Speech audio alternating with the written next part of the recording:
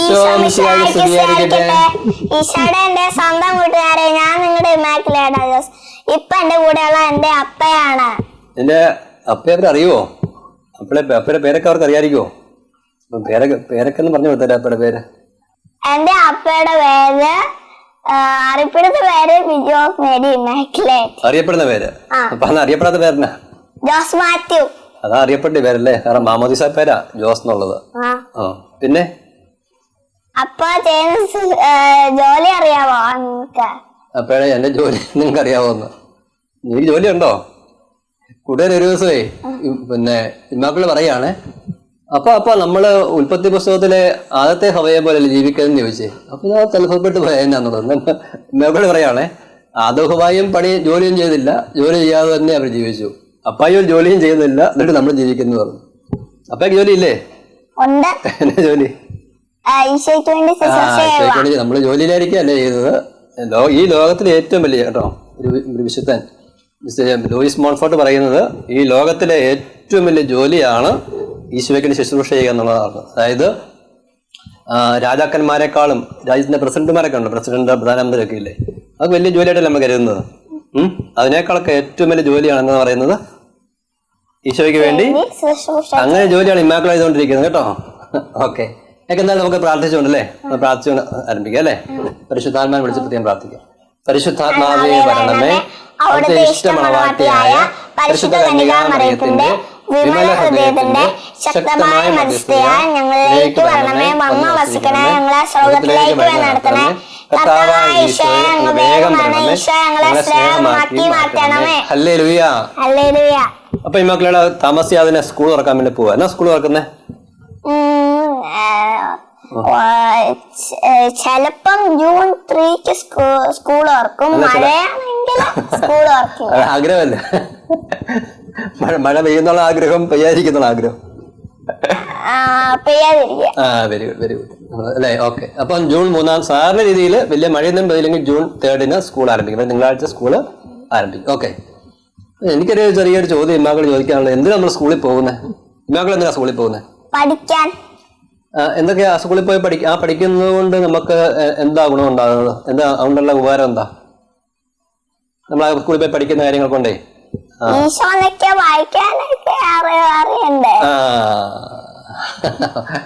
ഇന്നോക്കളി ക്ലാസത്തിൽ ആരാകാൻ വേണ്ടി ആഗ്രഹമുള്ളത്?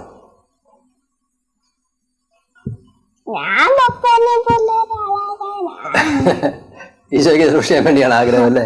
കൂട്ടുകാരൊരിക്കലും കഴിഞ്ഞ വർഷം സ്കൂളില് കുട്ടികളുടെ ക്ലാസ്സിൽ ചോദിച്ചു, നിങ്ങൾക്ക് ഓരോരുത്തർക്കും എന്താകാൻ വേണ്ടി ആഗ്രഹം എന്ന് ചോദിച്ചു. അതിനുശേഷം അവസാനം ഇവരുടെ ഒരു സ്കൂൾ ആനുവൽ ഡേക്ക് ഇവര് പറഞ്ഞ കാര്യങ്ങൾ അവിടെ ഉറക്കെ അനൗൺസ് ചെയ്യുകയും ചെയ്യും. ഇപ്പൊ ഇവരുടെ ക്ലാസ്സിലുള്ളവര് പിന്നെ പ്രപ്പൂണിലായിരുന്നോ? പ്രപ്റ്റൂലായ സമയത്ത് എന്ന് പറഞ്ഞു കഴിഞ്ഞാല് UKG സമയത്ത് തൊട്ട് മുമ്പുള്ള അനൗൺസ് ചെയ്തു. അപ്പൊ ഇമ്മാക്കളോട് ചോദിച്ചു, ഓരോരുത്തർ ചോദിച്ചിട്ട് അവർ ഡോക്ടർ ആണെന്ന് പറഞ്ഞു, എഞ്ചിനീയർ ആണെന്ന് പറഞ്ഞു. ഇമ്മാക്കളോട് ചോദിച്ചാൽ ഇമ്മാക്കളെ പറഞ്ഞു എനിക്കൊരു സിസ്റ്റർ ആണെന്ന് പറഞ്ഞു. അത് കഴിഞ്ഞ് വന്നിട്ട് ഞങ്ങളോട് പറഞ്ഞപ്പോ അന്നാലും ഇച്ചിരി ഒരു പെട്ടെന്നങ്ങ് പറഞ്ഞുപോയി, എന്റെ ആഗ്രഹം എനിക്ക് ഈശോയ്ക്ക് വേണ്ടി ഒരു ശുശ്രൂഷക ചെയ്യണമെന്നായിരുന്നു ആഗ്രഹം. പക്ഷെ അത് രണ്ടു തന്നെ കേട്ടോ. നമ്മളൊരു സിസ്റ്റർ ആവുകയാണെന്നുണ്ടെങ്കിൽ നമുക്ക് ഈശോയ്ക്ക് വേണ്ടിയിട്ട് ശുശ്രൂഷ ചെയ്യാൻ വേണ്ടിയാണ് സിസ്റ്റർ വേണ്ടി പോകുന്നത്. പിന്നെ തീർച്ചയായിട്ടും, കാരണം നമുക്ക് സിസ്റ്റർ ആയാലും ശരി, അച്ഛനായാലും ശരി, എന്തൊക്കെയാണെങ്കിലും ശരി, അല്പം ഇനി സിസ്റ്റർ ആകുന്നില്ല, അച്ഛനാകുന്നില്ല, വിവാഹം കഴിക്കുന്നേ ഉള്ളൂ. എല്ലാവരുടെയും ജോലി ആകേണ്ട എന്താണ്? ഈശോയ്ക്ക് വേണ്ടി ശുശ്രൂഷിക്കുക. അപ്പൊ ഇമ്മാക്കളെ പറയുന്നത് സ്കൂളിൽ പോയി നന്നായിട്ട് പഠിച്ച് അല്ലേ, അല്ലെ ഇംഗ്ലീഷ് മലയാളം നന്നായിട്ട് ഭാഷയൊക്കെ പഠിച്ച് പുസ്തകമൊക്കെ വായിക്കാനായിട്ട് അല്ലേ. പിന്നെ സ്കൂളിൽ പോകുന്നതുകൊണ്ട് അതും അങ്ങനെ പഠിക്കുന്നത് മാത്രമല്ല, ഇപ്പൊ നമ്മള് പല കുട്ടികളുമായിട്ട് നമ്മളിങ്ങനെ കോണ്ടാക്ട് ചെയ്യുന്നില്ലേ. ഇപ്പം പല മതങ്ങളിലുള്ള വ്യക്തികള്, പിന്നെ പല സ്വഭാവമുള്ളവരൊക്കെ ഉള്ളു. ഇപ്പൊ ഒന്ന് പറഞ്ഞു കഴിഞ്ഞാൽ നമ്മൾ ഒരിക്കലും ആരും പൂർണ്ണമായിട്ടുള്ള ആൾക്കാരല്ലോ. നമുക്ക് ഒത്തിരി നന്മ ഉണ്ടാകേണ്ടതുണ്ടല്ലോ. അപ്പൊ നമ്മൾ മറ്റു കുട്ടികളുമായിട്ടും അധ്യാപകര് നമ്മളെ പലരെ പഠിപ്പിക്കുന്നു, കുട്ടികളുമായിട്ട് നമ്മളിങ്ങനെ ഇടപഴകുന്നു. അങ്ങനെയൊക്കെയാണ് നമ്മൾ അറിയുന്ന കാണില്ല. ചിലപ്പോൾ നമ്മളൊരു കൊച്ചു നന്നായിട്ട് ഇരിക്കുമ്പോൾ നന്നായിട്ട് എഴുതുന്നു. അപ്പൊ നമ്മൾ പോലും അറിയാൻ നമ്മൾ അവരുടെ നന്മകൾ നമ്മുടെ ജീവിതത്തിലേക്ക് നമ്മൾ കൊണ്ടുവരും. പിന്നെ വേറെ കാര്യമുണ്ട്, ചില കുട്ടികൾ ചില തെറ്റ് ചെയ്യുക. ഇപ്പൊ ഇമ്മാക്കൾ എന്ത് തീരുമാനിക്കും? ആ തെറ്റ് ഞാൻ ചെയ്യത്തില്ല, കാരണം അത് മോശപ്പെട്ട കാര്യമാണ്. അപ്പൊ നമ്മൾ അറിയാതെ തന്നെ നമ്മുടെ സ്വഭാവം നല്ലതാവുന്നുണ്ട് അല്ലേ? ഇങ്ങനെ മോശപ്പെട്ട കാര്യം കാണിച്ച ഒരു സംഭവം ഓർമ്മ ഉണ്ടല്ലോ. ഓക്കെ. അപ്പൊ അതുകൊണ്ട് നമ്മൾ തിന്മയായിട്ടുള്ള കാര്യം കാണുമ്പോൾ നമ്മൾ വേണ്ടാന്ന് വെക്കും, നന്മയായിട്ടുള്ള കാര്യം നമ്മൾ കൂടുതൽ സ്വീകരിക്കാൻ ശ്രമിക്കും അല്ലേ? അപ്പൊ നമ്മൾ അറിയാതെ തന്നെ എന്താകും, ഇമാക്കളെ ആഗ്രഹിക്കുന്നത് പോലെ ഇമാക്കൾ നല്ല കൂടുതൽ ഈശോയ്ക്ക് വേണ്ടി വളരുന്ന വ്യക്തിയായിട്ട് മാറും.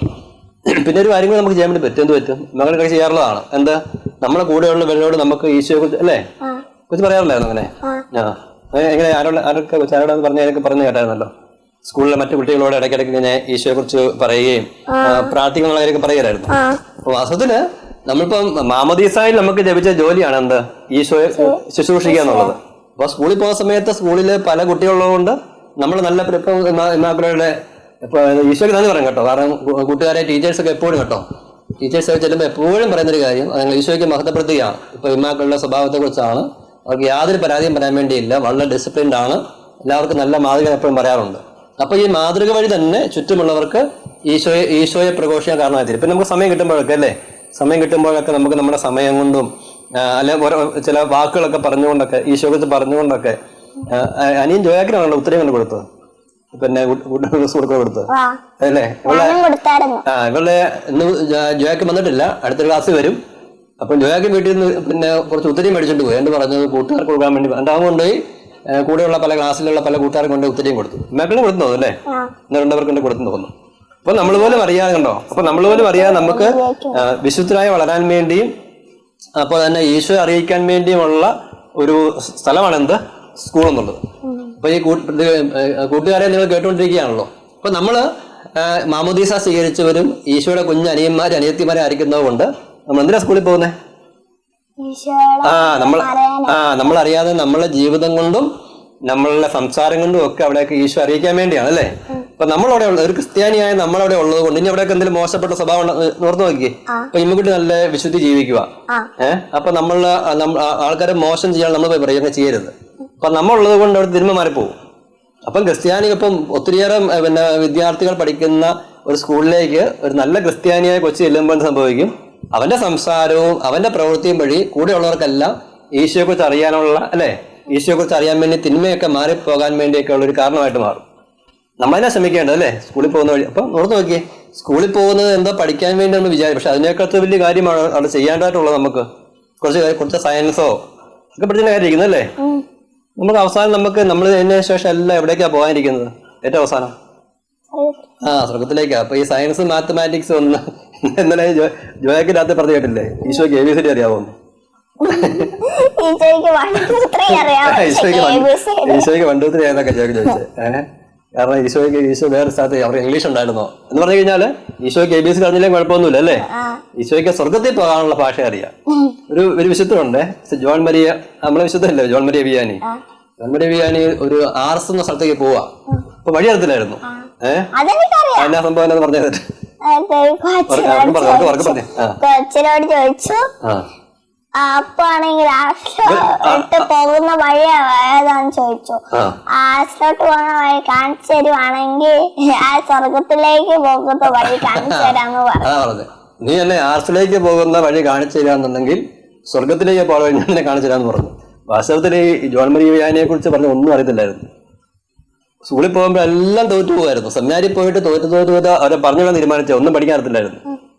അവസാനം പിന്നെ കൊന്തേനെ അറിയാമെന്നല്ലോ അല്ലെ, കൊന്തേനെ അറിയാന്നുള്ളത് കൊണ്ട് ബിഷപ്പ് പറഞ്ഞറിയാൻ ചെയ്യാം, നല്ല പ്രാർത്ഥിക്കുന്ന അച്ഛന്മാരെ കുറവായിരിക്കുന്നത് കൊണ്ട് നമുക്ക് പിന്നെ കൊന്ത ഇല്ലെന്നുകൊണ്ട് അച്ഛനാക്കിക്കാന്ന് പറഞ്ഞു. എന്ത് സംഭവിച്ചു? ഇപ്പൊ വലിയ ഡോക്ടറേറ്റും വലിയ പാണ്ഡിത്യം ഒക്കെ ഉള്ള ആളുകളുടെ പോലും മധ്യസ്ഥകൾ ആരാ മാറിയത്? ഒരു പഠനമില്ലാതെ എന്നാൽ ഈശോയെ കുറിച്ച് അറിയാമായിരുന്ന, സ്വർഗത്തിലേക്കുള്ള വഴി അറിയാമായിരുന്ന ജോൺ മരിയ വിയാനി. നമ്മൾ പറഞ്ഞതിന്റെ അർത്ഥം എന്താണ്? നമ്മൾ പറഞ്ഞു ജോയാക്കിന്റെ വലിയ ഇഷ്ടമുള്ള ആളല്ലേ. ഇപ്പൊ പറഞ്ഞു വന്നത് എന്താണ്? നമ്മൾ പറഞ്ഞു വന്നത് സ്കൂളിൽ പോകുന്ന കാര്യങ്ങൾ പഠിക്കണം, അതൊക്കെ ഒരു വശത്ത്. എന്തിനുവേണ്ടി? ആ പഠിക്കുന്ന പോലെ എന്തിനു വേണ്ടിയാണ്? നമുക്ക് ഭാവിയിൽ ഈശോയെ കുറിച്ച് കൂടുതൽ അറിയിക്കാൻ വേണ്ടിയൊക്കെ അല്ലേ?